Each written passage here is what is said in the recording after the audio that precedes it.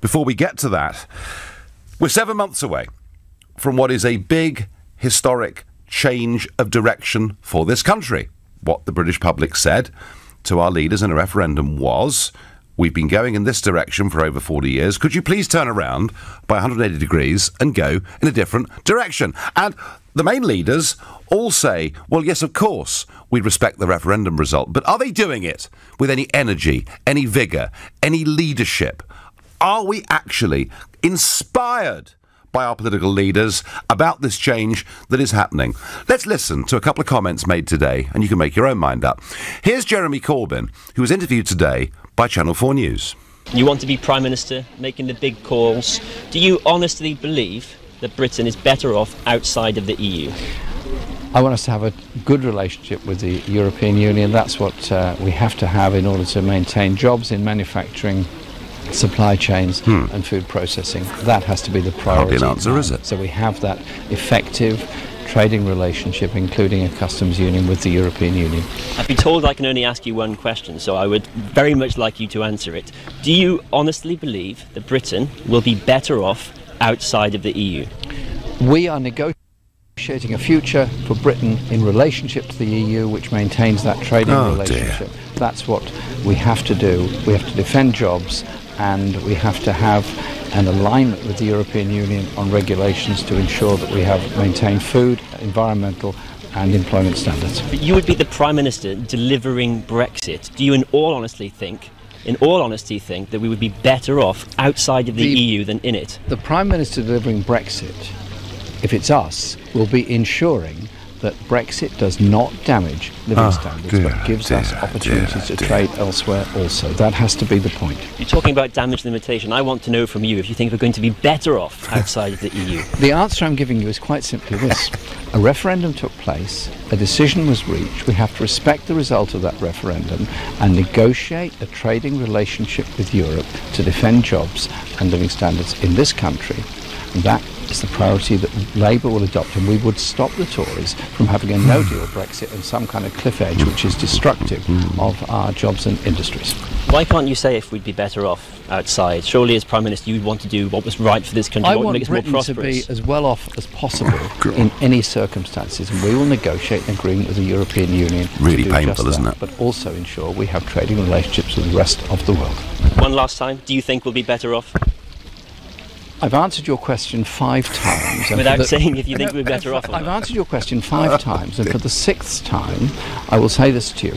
The Labour priority is to negotiate a trading relationship with the European Union to protect jobs and to defend the living standards that we have through regulation, but also to make sure that the jobs in the manufacturing industry and in the food supply chain are protected.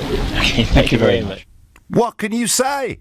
6 times he's asked a question, and 6 times he simply cannot answer it. And that's the guy that is the leader of Her Majesty's loyal opposition. I mean, if there was a snap general election, he could be the Prime Minister delivering Brexit. Now, maybe I've got this wrong. Maybe you found Jeremy Corbyn's words inspirational. What about Jeremy Hunt, our Foreign Secretary over in the USA at the moment? He was speaking about Brexit this morning.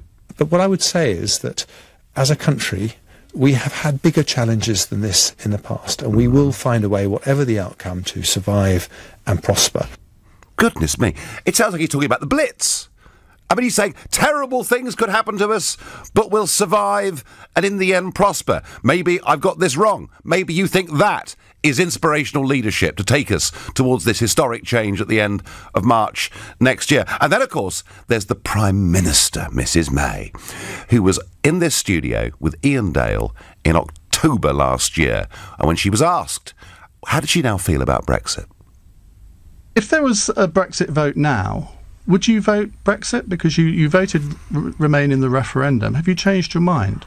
Well, I don't answer hypothetical questions, but I voted Remain. I voted Remain for good reasons at the time, but circumstances move on. I mean, I think the important thing now is that I think we should all be focused on delivering Brexit. Absolutely. And delivering the best deal. But you were asking me to say, how would I vote in a vote now against a different background, a different international background, different economic background, potentially? Tell me that you would vote leave now.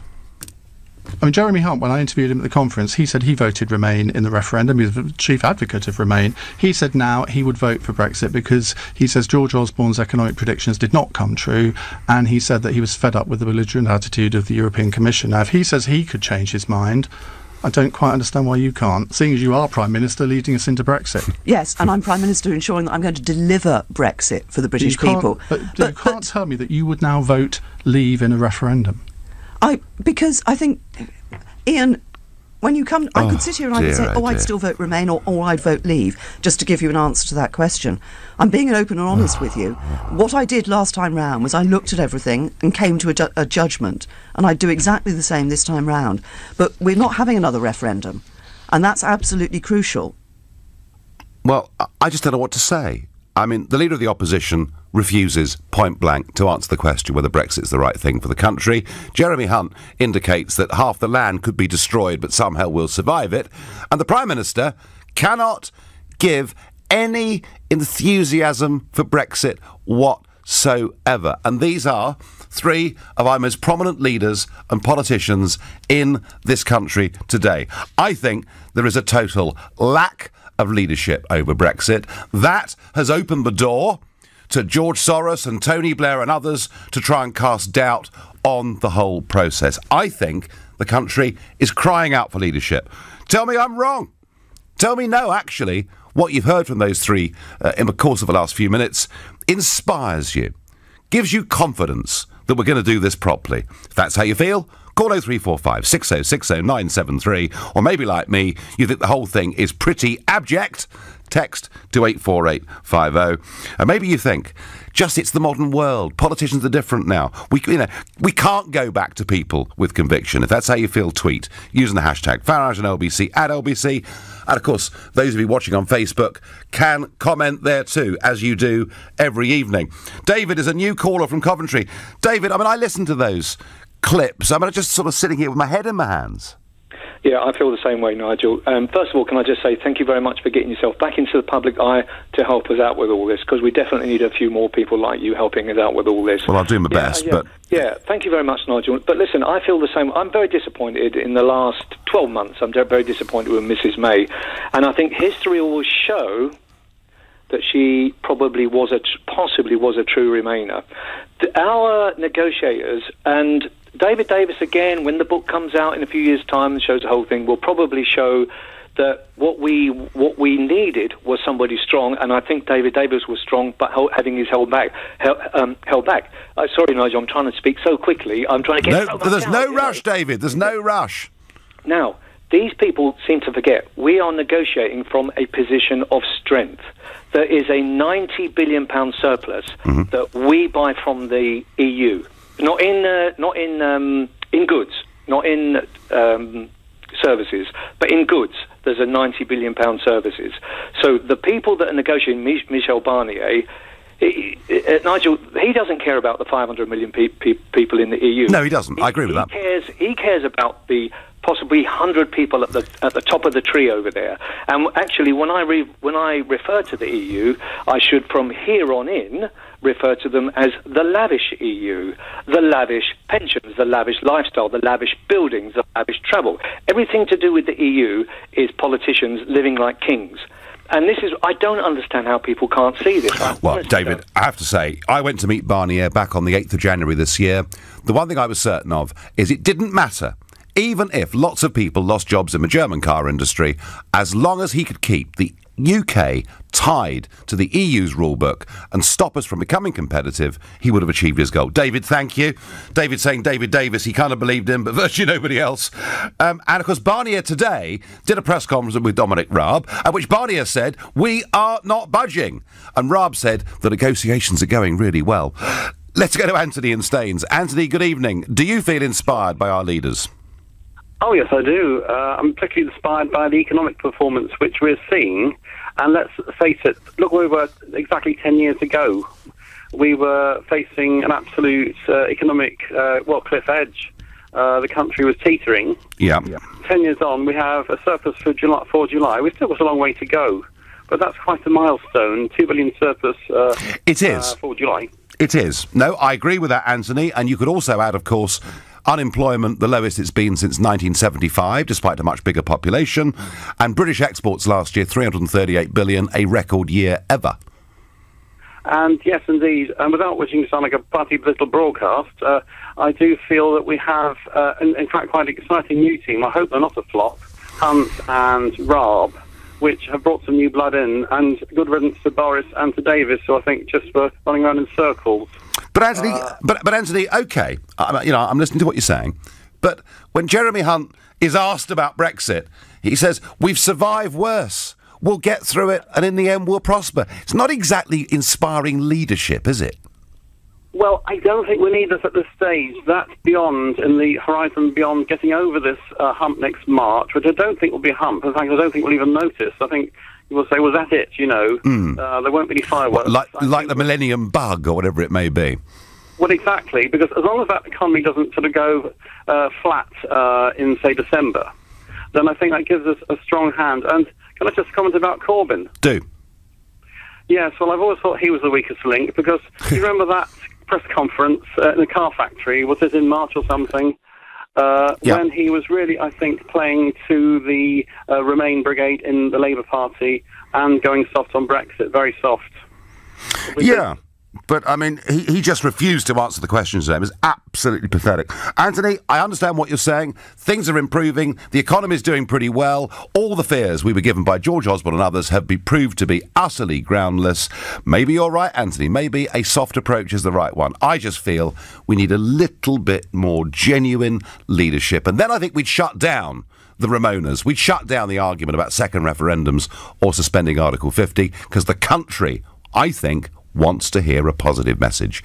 You're listening to the Nigel Farage Show, exclusively on LBC, and it is now 7:15. We're discussing leadership. I think a complete lack of leadership over Brexit, as expressed particularly today by Jeremy Corbyn, who couldn't answer a question, backing up a Prime Minister and a Foreign Secretary who are pretty miserable on the subject. But before we do that, I'm going to go to Rayners Lane Station and speak to Mohammed, who was just outside the station immediately in the aftermath of this incident. Mohammed, good evening. Hi, Nigel. Hi, how you doing? Hi, yeah, thanks for coming on. So what did you see there? So I literally came out of the station. I believe it was after the incident occurred. Large crowd, road was closed, and it didn't look like it was a normal incident. I asked what had happened there, and people were saying they had 3 or 4 shots. 3 or 4. And people being arrested. So it was not your typical day. No, and did you get any sense, Mohammed, if it was just one gunman? I really can't say. Not sure. Not sure. If it was one gunman, but people are saying 3 or 4 shots is what they heard. Yeah, and I understand that there are 2 people injured. We just don't know how seriously. We don't know, no. I didn't actually see anyone injured. I think they may have already been taken away. But as I said, just large crowds and the roads closed, and the police just examining the area. What, Mohammed, tell us, what was the atmosphere? Were people scared? Were they sort of resigned? This happens in London now. What mood did you pick up? So, I mean, personally, it was a sense of shock that something like this can happen. I mean, just yesterday there was another shooting in the Kingsby area. So people are shocked that this is happening on the streets of London and happening amongst young kids, apparently. It's just a sense of shock and disbelief amongst the locals. Yeah, it's just awful, isn't it? Just awful. It is, yeah. Awful. Not what you're going to see when you come out. No, absolutely. Mohammed, thank you for giving us that eyewitness account. I've got somebody else who was there. Herbie in Harrow. Herbie, good evening. Good evening there, Nigel. Well, this is going all on the back of my place. This is where the incident actually happened. There was 2 gunmen. 2 gunmen? Arrested. Yeah, it was 2 gunmen, yeah. They've both been arrested. They've both been carted off, one at a time. I've still got the police dogs sniffing around me, the dogs around here, photographers around here. They're still looking at the back of the place because this is where they actually were.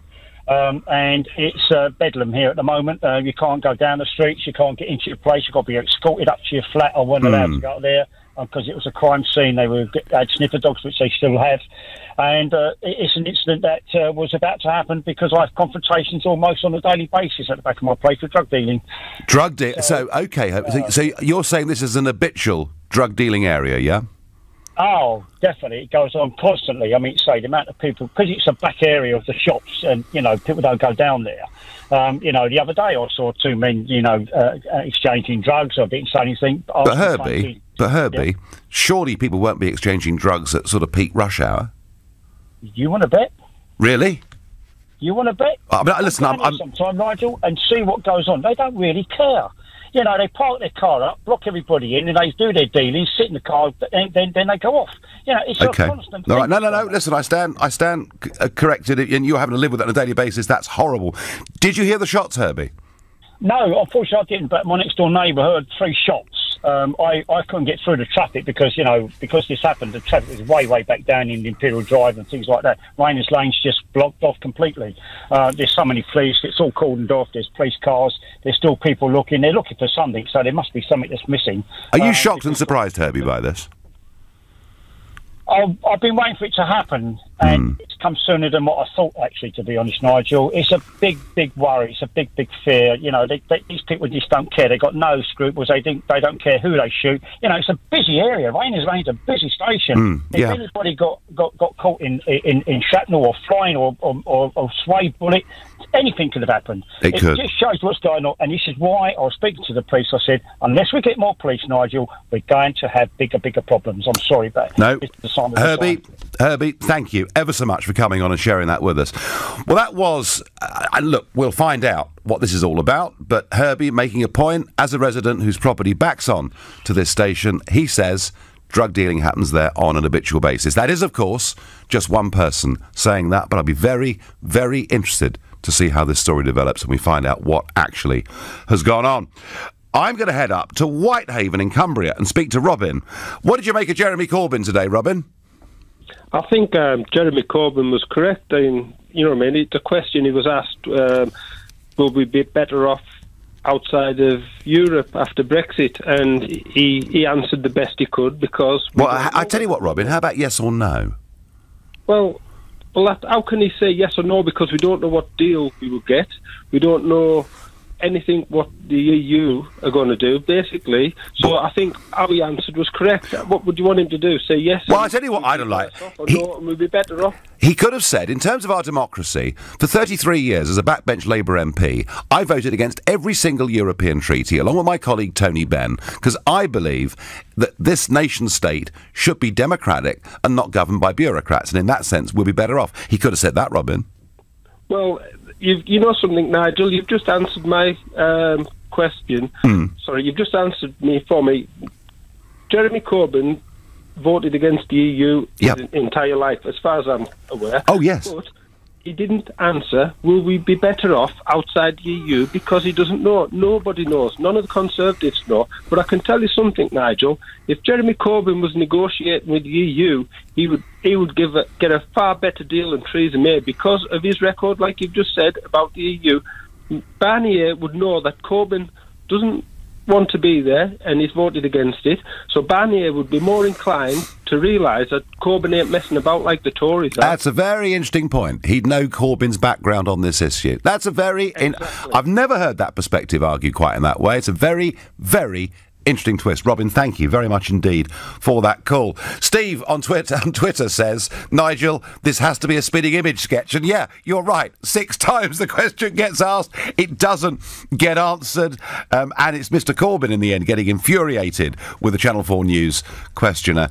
It's a great shame, Steve, in so many ways that spitting image is not around anymore, although I hate to think what they'd have done with me. Hey, let's go to Chris in Colchester. Chris, are you inspired by our political leaders? Do you believe they're taking us to this historic move in 7 months' time in the right manner? Well, no, they inspire me to go and throw up in my toilet. Right. That's about it. So what would you hope for, Chris, in our leaders?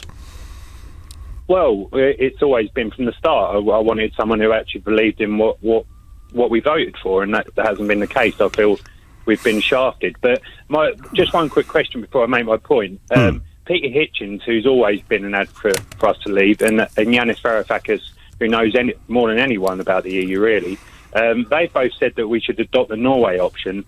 And then, but Yanis has said that we could move from that, say, for 5 years, because it'd deal with the Irish problem, and then transition into, or at least decide what we're going to do. Yes, I have to say, Chris, Yanis Varoufakis is a fascinating character, very eloquent character, and he's held up by many on the left, many Remainers on the left, to be this great hero figure. Let me tell you, Chris, what Yanis Varoufakis put out on Twitter today. He said, "I fought Brexit and continue to believe it is supremely damaging for the majority of people in the UK and for Europe. But as a Democrat, I respect the verdict of the majority that disagreed with me. And I think that a second referendum is politically indefensible and logically incoherent." Now, that is a political figure giving you clarity, isn't it? We're not getting that from Mr. Corbyn, are we? No. And also he's got integrity, Yanis. As much, even if you disagree with him, I always listen to him, and he's great to hear. And he knows what he's talking He's fascinating, about. actually.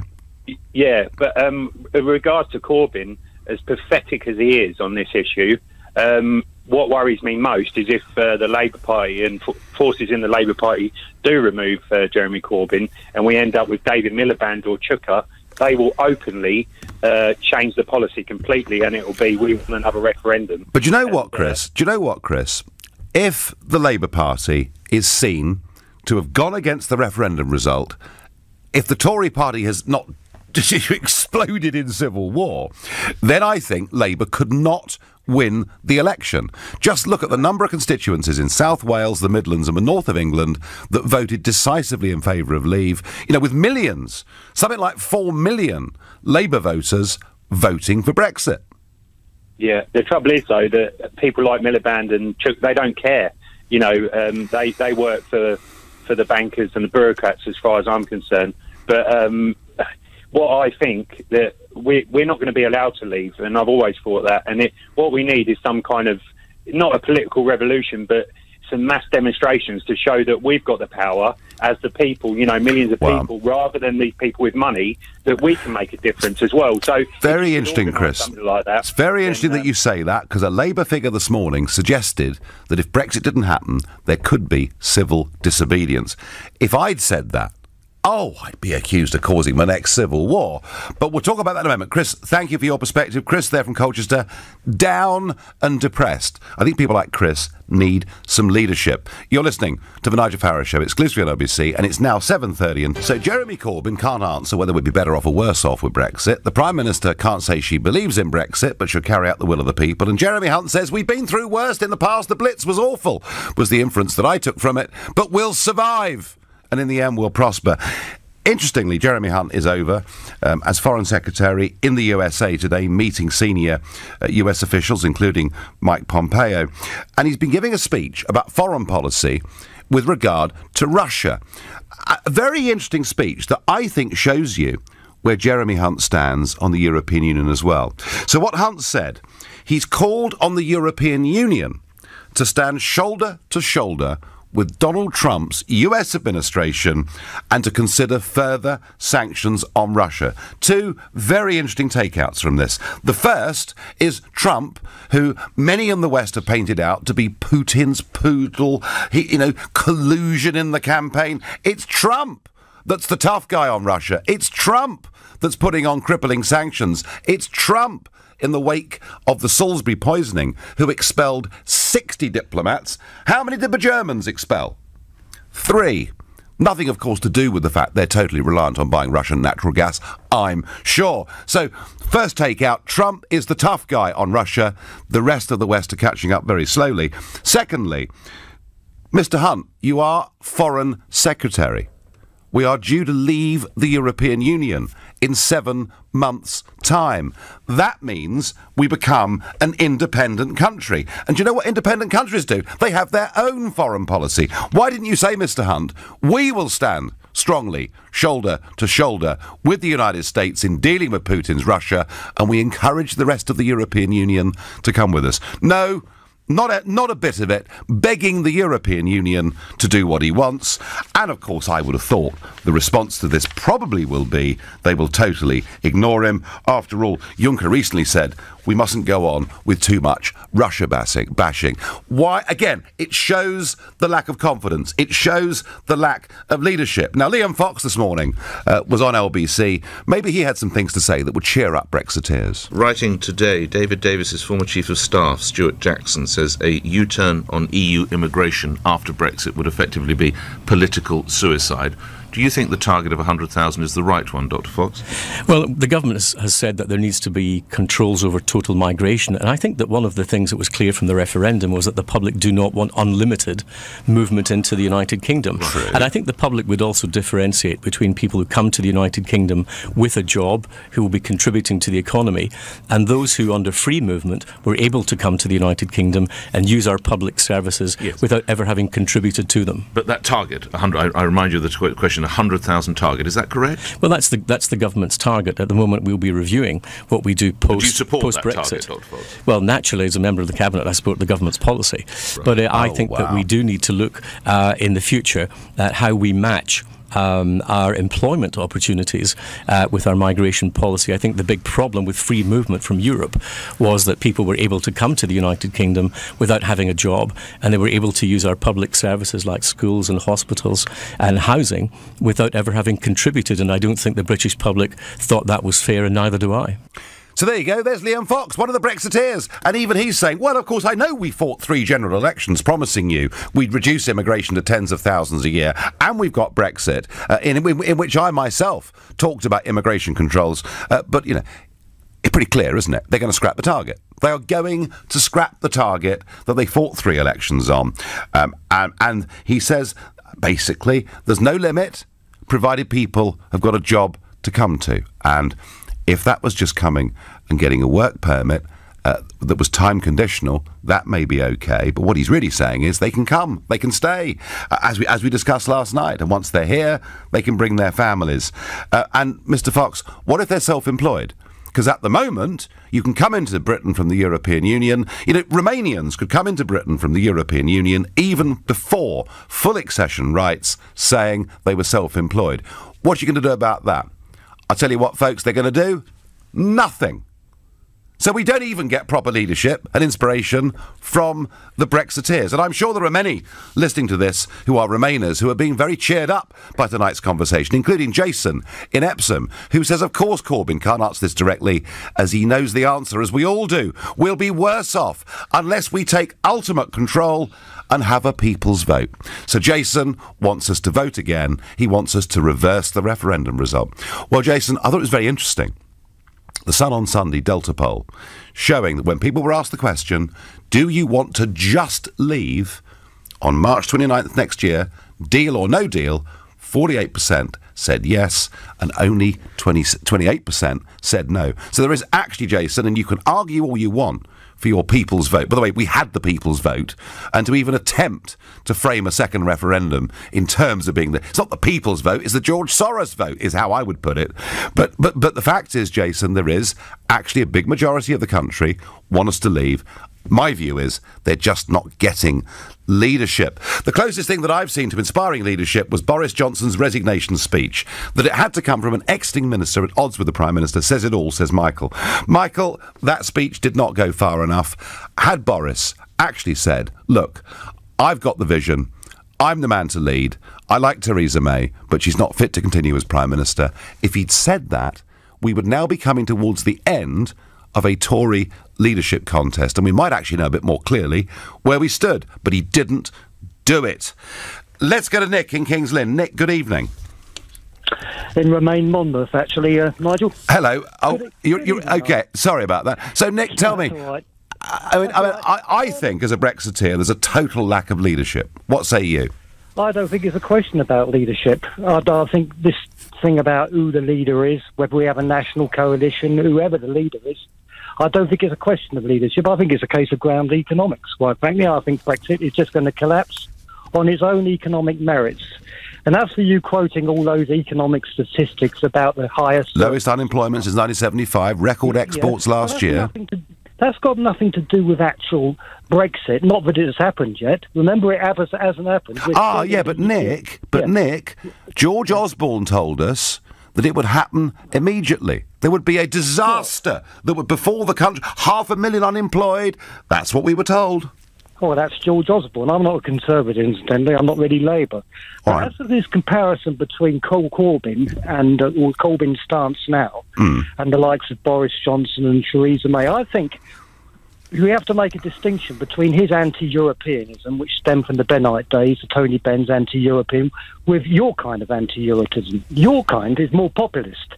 Do you know something, Nick? Economic driven. Do you know something, Nick? He sadly died very young. But I spent quite a bit of time with Bob Crow. You know, we appeared on panels together. And what was really interesting is we found when we talked together about open-door immigration, when we talked together about the effect Brexit, the effect the European Union was having on our country, we pretty much agreed, Nick, on the big points. Well, yes, that's Bob Crow. I used to be in his union. I wasn't a great fan of his, actually, but obviously... Well, he was a good union leader, though, wasn't he? Well, within his own local area, yes, within his the tube drivers thought so. Anyway, Nick, Tony Benn, yep. All right, Tony Benn did not place a big emphasis on immigration, and you know something? Nor did I until 2004, because it wasn't an issue. But actually, Nick, I shared platforms with Tony Benn as well, and on the question of us governing our own country, on the question of Benn, a self-declared patriot, on many of the big issues, we did actually agree. Nigel, he wasn't a patriot. He fought in the Second World War as a pilot. Well, he wasn't a patriot. Well, he told me he was. All right, Nick? He told me face to face over a cup of tea that he was in a room after the smoking ban where he lit his pipe. Nick, you think it's all going to fall apart under its own weight. I respect your view. I don't agree. I think there's a great economic future for us, but we need leadership. What does Michael from Haddington make of it all? Good evening. Good evening, Nigel. It's nice to speak to you on the matter. I caught you earlier on discussing Theresa May's strength or otherwise in the whole development of this process. And I have to say that I am utterly disappointed with it. I don't think that she is focused herself on what needs to happen, and I think she is misleading the country immensely. I voted out, and I really want out, and I think I'm being taken down a road I don't want to go, and I'm sure I speak for millions of people in the United Kingdom when I say that. I could mention many, many other things, but I wanted to make that point clear. I just don't know where she's going. Do you think, Michael, is she just out of her depth, or is it the difficulty of leading a divided party? No, I think it's a predetermined outcome that is being developed without the knowledge of the British people. You're suggesting she's deceiving us, Michael? Absolutely. Absolutely. Wow. She's deceiving the people who voted to leave the EU and not leave Europe. You know, I'm a great traveller to Europe. I've just made recent trips to Italy, and only a few days before the bridge collapsed, I was crossing that wretched bridge. But I have many, many European friends. Yeah. I have a family that are in education, and we've got great European ties, but not ties with this unelected bureaucrat. It's awful. No, Michael, I think that's right. I mean, you know, there was a good car sticker doing the rounds a few years ago. Love Europe, hate the EU, and that kind of summed up the way I felt about it. Michael, what would you like to hear from our leaders? Be it... The sad thing is that in Europe, when you sit down, their leaders, for whatever reason, are not telling them this. I had one of those wonderful Italian meals recently in Varazzi in Italy with 15 around the table. Yep. Young university students in the family asking why we are leaving, and nobody had told them. Nobody's giving them the correct information. Nobody's telling them that, you know, it's nothing to do with populism or whatever. I mean, I have a great circle of friends here in Scotland, and those that are leaving or wanted to leave have grown substantially. So I think even the vote in Scotland might change. Yeah, I think that's right. I think that is right, and I think also the SNP's on the way in a bit too. Michael, thank you. And Michael there thinks we're actually being openly deceived.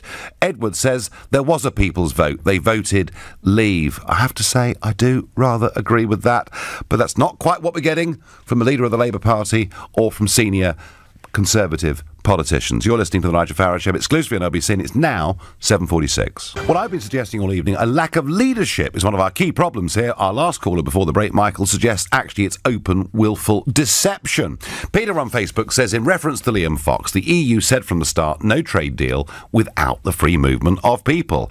Is that what Liam Fox meant when he was watering down his Brexit campaign rhetoric? It could be. I get here. The politicians have been so cowardly and pathetic, not just on Brexit. My respect for them is now so low, says Chris. They're leading us up the garden path, says Jeff. Jeremy Corbyn. What did you want him to do, Nigel? Lie? We won't be better off out. Some people are convinced this is all going to be truly awful. Evening, Nigel. The nation, in every single walk of life, is leaderless. In my 67 years, I have never known such cowardice on this scale across all political parties, says Peter in Kent. And Dan on Twitter says, definitely lack of leadership. We decided to make the biggest change in this country for nearly half a century with possibly the weakest political class. It's like turning the first manned mission of Mars over to a bunch of 3-year-olds. Right, Dan, they're clearly not inspired at all. I'm not inspired at all. I think with some proper leadership, I think the country might start to unite around the concept that in 7 months' time we are leaving. Instead, this vacuum that is coming from our leading politicians is allowing people to try and cast doubt on it. Lewis is calling from Thornton Heath. Lewis, good evening. Hello, good evening. Thanks for taking my call. I'll come to the issue of political leadership in a minute, if I may. But I just wanted to take you up, Nigel, on I think it's 4 times now you've spoken against the need for a second referendum. You mentioned Yanis Varoufakis. Yeah. You mentioned how, I think you said that this will stop the Ramonas from calling for a second referendum. According to my information, you yourself said in June 2016, if it was a narrow win for... I said some in the Conservative Party would not be reconciled to it, and they would continue to ask for it to have another vote, but it would be at least 25 years before we got another opportunity. Right, well, thanks for clarifying the quote, but I think you can follow the momentum of that if it had been that way, you yourself would have thought, I'm sure you would have thought it, and a lot of people would have said, it's nearly there, it was so close, we will... Lewis, had Remain won, Lewis, there would be no conversation about a second referendum whatsoever. It would have been pointless. Because you'd never have got Parliament, you'd never have got our political class to vote for another referendum. It would not have happened for a couple of decades plus. It would have been literally a non-starter and a joke of a debate. But the problem we've got here, Lewis, is the political class don't accept the result of the referendum. Even our leaders can't show any enthusiasm for it whatsoever, whilst at the same time saying they respect the vote. I think if you could see it from a Remainers' point of view, I think you've said we'd be laughing at the moment the way things go. Yeah, Corbyn was truly pathetic. I think everybody would agree with that. And for us, actually, I don't think anybody's drawing harm from it. What we crave is a strong leader, and we really don't have one, as you can see, and you probably take great consolation in that fact. Can I just call you on one point of order, though, as well? You did say. I did ask you to call in to talk about lack of leadership, not necessarily my own political views, Lewis. But just quickly, you said of the Ramonas. I don't think it's good for debate to be held in this way. I shouldn't talk about Brexiteers as the bigots and the xenophobes, because they're not. Oh, they do, Lewis. Oh, they do. There are some, yes, but there are many. There's a legion of them. Genuinely want the best thing, and I just think it demeans the debate with all this label name calling. It is a truly passionate era. I think it's going to be an absolute disaster for this country economically. Do you think we're not good enough to govern ourselves, Lewis? I think the issue is that if you go to Europe, surely I've just driven back from France today. The word is on no one's lips. Nobody cares. Nobody cares. It's well, then it'll be easy then, won't it? Well, it's easy for them. It's not going to be easy for us. That's the whole point. Lewis, do you understand why people on my side of this argument believe so passionately that we should be an independent, self-governing nation-state? We are an independent Really? governing state. What, with nearly all of our laws made somewhere else? With the Foreign Secretary over there in Washington today begging the European Union to change their policy. Why don't we have our own foreign policy, Lewis? The Foreign Secretary will be next over, after we've Brexited, over to Washington begging to take their antibiotic-ridden chicken at any cost. Because we are not strong enough to stand on ourselves. Every nation needs to come together. We're not strong enough to stand on ourselves. Lewis? We're not, because... No, Lewis, sorry, that's the end of the phone call. You think we're not strong enough to stand on our own. I do. And actually, in many ways, that, as much as anything else, is the emotional dividing line between those of us that want to leave and those that want to stay. Thank you for your call and good conversation. Brian in Surrey says, let's make general elections the best of three. Democracy is dying. Isn't it strange that all we ever hear in the news is the negative leaks regarding Brexit? Never a positive. Clearly a one-way view in the eyes of the government, says Nancy in Worthing. Nancy, it is a constant, endless diet of negativity. Nigel is missing the whole point. If Brexit was easy, then Theresa May would have a good footing. But it's unprecedented. Cameron left her to unravel this conundrum. Well, you know something? The more difficult it is, the more the need for genuine leadership and conviction there is. I'm not seeing it. Maybe Peter in Barking is going to tell me he's seeing great leadership from both Labour and the Conservative parties. Nigel, good evening. Thank you for taking my call. Good evening. Nigel, not a bit of it. What I'm saying, the leadership is coming from Orwellian, left-wing Orwellian language, like the audacity that they can call themselves the people's vote. I know. And it's unchallenged. This is what we're letting them set the agenda. Now, what I've said to quite a few people, so what was that on the 23rd of June? Was that the imbeciles' vote? I cannot understand how we're letting this get away. Now, to me, the challenge is by the mere fact that we're giving it substance by calling it the people's vote. Well, I'm not. I mean, I'm doing my best to deride it, Peter, in every chance I get. But that's kind of how they've styled it, and there are many who support that point of view that want it thought to be as such. But surely, Nigel, that's some sort of. I mean, is it contrary to some sort of change? Peter, I'm with you. It is Orwellian doublespeak. I absolutely agree. Newspeak. I agree with you completely, Peter, but that's what we've got. However, it would seem, despite all of this negativity, despite all that's going on, still the Brexit voters look pretty solid, don't they?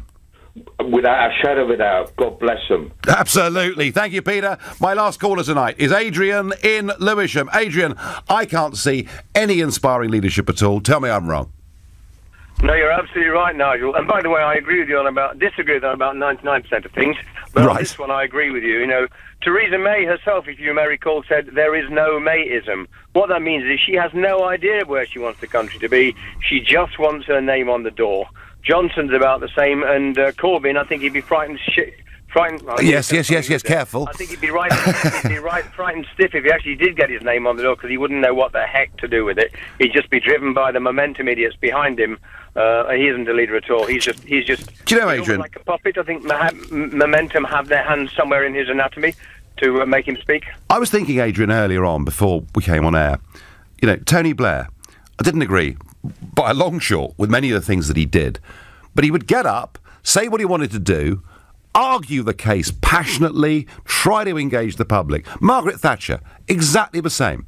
She'd stand up and say things that were, you know, minority views, were not particularly popular. She'd argue them, she'd carry them through, she'd make the arguments all the way. You know, these were people who had conviction. What's gone wrong with our politicians, Adrian? I agree with you, by the way. I've said precisely the same thing about those two people, whether you agree with them or not. Yeah. They were the big figures of the latter part of the 20th century. They knew where they were headed. And Blair, for all the fact that people hate him, Blair was responsible for investing in education, the academy schools. Well, he was responsible for the minimum wage, which everybody... Yeah, he was also responsible... I take your point. Basically, he had a guiding philosophy. Well, he did. I saw him face to face making some of these arguments. I didn't agree with him, but he had leadership qualities. This mob don't have them. Adrian, thank you. All of you, thank you.